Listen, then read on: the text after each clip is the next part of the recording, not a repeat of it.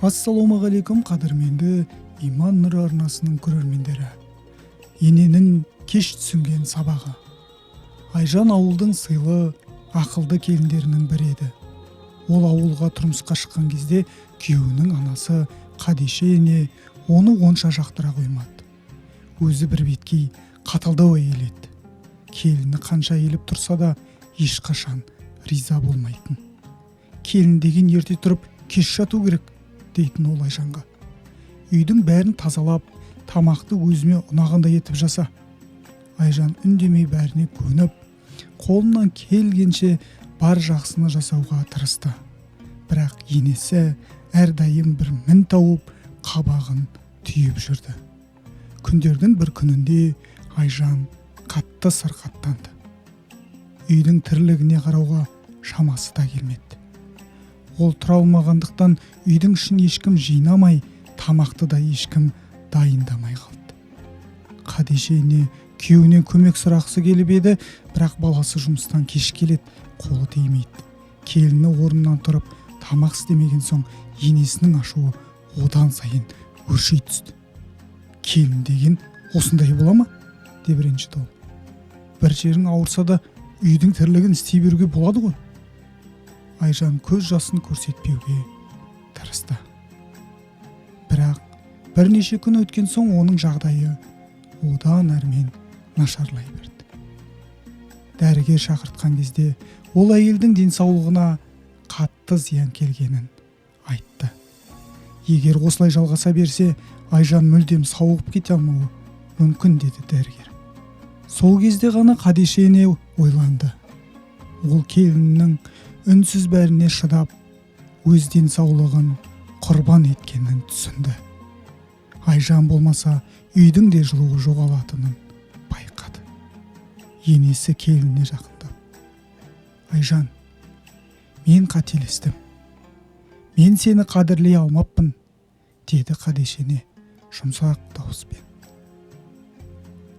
Айжан көзіне жасын сүртіп, үнсіз басын изей берді. Ол көп нәрсе айтпаса да, жүрегі енесінің өзгергенін сезді. Қанша жылдан бері бір ауыз сөзге зар болған жас келін бұл сөздерді күткенде емес еді. Бірақ жүрегі жібіп, енесіне ренішін ұмытуға тырысты.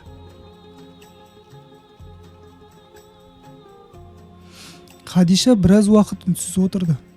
Ішкі түйсігі бір ауыр жүктен арылғандай күй кешті. Осы уақытқа дейін келініне жасаған қиястығы ойына орала берді. Оны жұрттың алдында тым қатал ұстағанын, тіпті кейде ұрысқанын, мұның бәрі өз анасы сияқты жұмсақ тәрбиелемегенін түсінді. Мен сенің орныңда болсам шыдап тұра алар ма едім, деді Қадиша өзінің ішкі ойымен арпалысып. Сол күннен бастап Қадиша ене бұрынғыдай келінін кінәлауды қойды. Қайта оған көмектесіп, екеуі үй тірлігін бірге атқара бастады. Алғашқы күндері Қадиша ыңғайсызданды.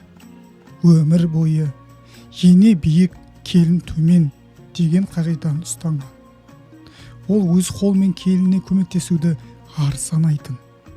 Бірақ күн өткен сайын бұл ойдан арыла бастады. Бірде таңертең ерте тұрып, Қадиша Айжан дайындап қойған шайды ішіп отыр еді, бір сәтке тоқтап қарап қалды. Ол осы жылдар бойы келінінің еш шағымданбай, бәрін үнсіз істеп жүргенін енді ғана шын түсінгендей болды. Айжан, деді ол ойланып, сен бізге келін болып келгелі бері бір ретте дауыс көтермепсің. Мен саған қанша ұрысып, мен тағып жатсам да үнсіз шыдап келіпсің. Айжан аздап ұялып, күлімсіреп тұрды. Ана болған адамға дауыс көтеру жараспайды ғой, деді. Бұл сөз Қадишаның жүрегін елжіретіп жіберді. Ол келіннің жүрегіндегі мейірімділікті енді ғана сезгендей болды. Бұған дейін келін келсе есікке қара деп ойлайтын ол, енді келін келсе үйге береке кіреді дегеннің шындық екенін түсінді. Күндер өте берді. Қадиша бұрынғыдай бұйрық беріп, келінін сынамайтын болды. Керісінше шай дайындап жатса Айжанға да бір кесе құйып беретін. Бірге тамақ істеп жүріп келінімен әңгімелесетін. Бұрын ондайды елестету мүмкін емес еді. Айжан да енесінің мейірімділігіне үйрене бастады. Бір күні ол енесіне өз қолымен пісірген бәлішті алып келді. «Бұл сізге, анашым», деді күлімсіреп. Қадиша таң қалды. Бұрын соңды Айжан оны анашым деп атаған емес еді. Жүрегі жылып кетті.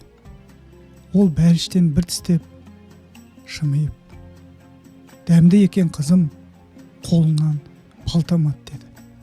Бұл сөздер Айжан үшін ең үлкен марапат еді. Ол алғаш рет енесінің жүрегінен шыққан жылы сөзді естігенде көздері жасаурап кетті. Осылайша Айжан мен Қадиша ененің қарым-қатынасы түбегейлі өзгерді.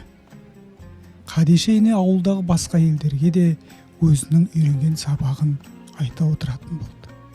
Келінді сыйлау үйдің берекесін арттыру дейтін ол енді. Көптеген әйелдері оған таңданып, «Ей, осы сен емес пе едің бұрын келін дегеннің бәрін сынайтын?» деп сұрайтын. Қадиша терең күрсініп, «Кеш түсіндім ғой» дейтін. Әйелдің еңбегін бағаламаған адам нағыз берекені көрмейді. Мен осыны өз көзіммен көрдім деген екен. Айжан болса енді енесіне анадай қарап, шын көңілімен жақын тартатын болды. Осылайша ене мен келін арасында бұрын болмаған түсіністік орнап, олардың шаңырағында шын мәнінде жылулық пен береке пайда болды. Осы оқиғадан бәріміз үлкен сабақ аламыз. Өмірде кеш түсінгеннің орнына өзімізден бұрын өзгелердің еңбегін ерте бағалай білгеніміз абзал. Келін үйдің берекесі, ал ене сол берекені сақтаушы дана адам. Егер бұл әңгіме сіздің жүрегіңізге жылулық сыйласа, ой саларлық дүние болса, арнамызға жазылып, қолдау білдіруді ұмытпаңыз. Әр шаңырақта сыйластық пен махаббат орнасын. Келесі кездескенше.